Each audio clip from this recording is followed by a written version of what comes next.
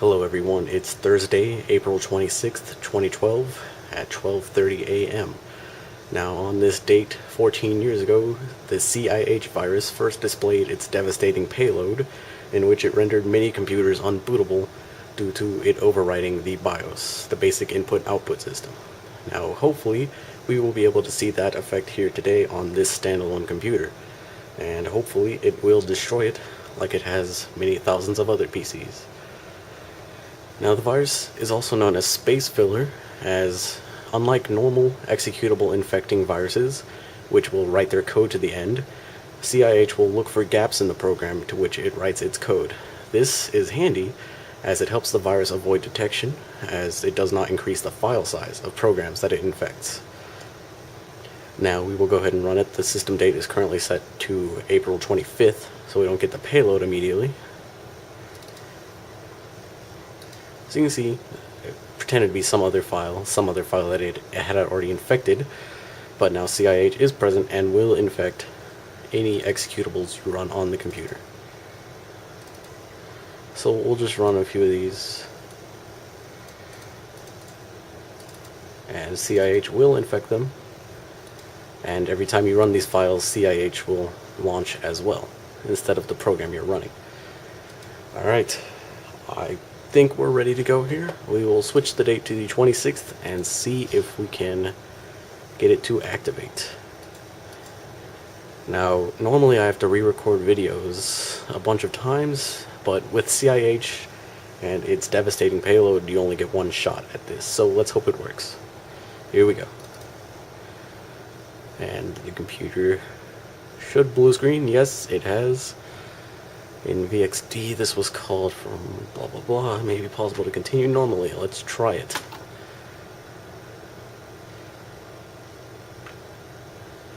We have a taskbar and no desktop.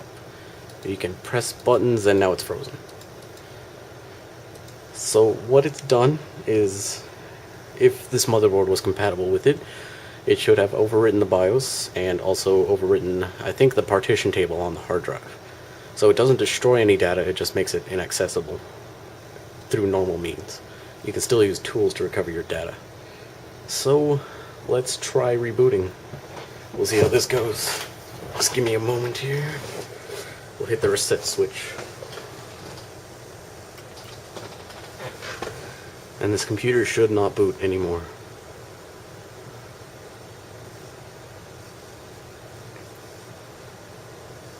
We are not even getting any output to the screen. We'll try turning it off.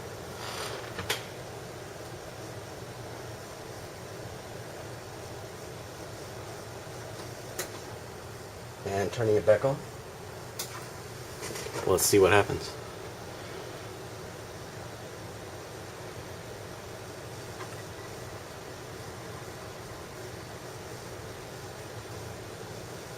We are not getting anything. The hard drive light is on, and no output is being sent to the screen. I think CIH has done what it's supposed to do. Let's see here, I have a MS-DOS boot disk. We'll see if we can boot from the floppy, but we're not even getting any BIOS messages on the screen, so I think this computer is toast.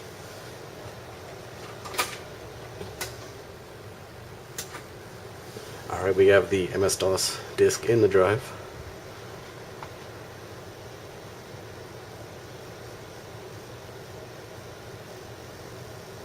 And nothing.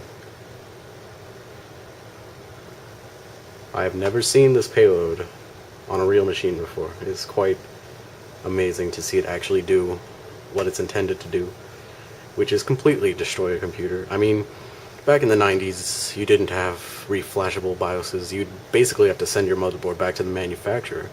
Now, they could probably reflash it, but that would cost you an arm and a leg, and you'd probably just end up getting a new motherboard. So, CIH wasn't very widespread. Since it was just a file infector, it didn't have any email spreading routines or anything like that.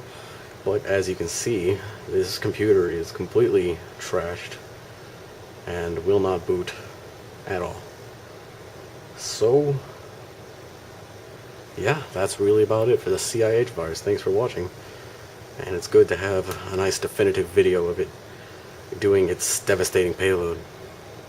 Alright, thanks for watching.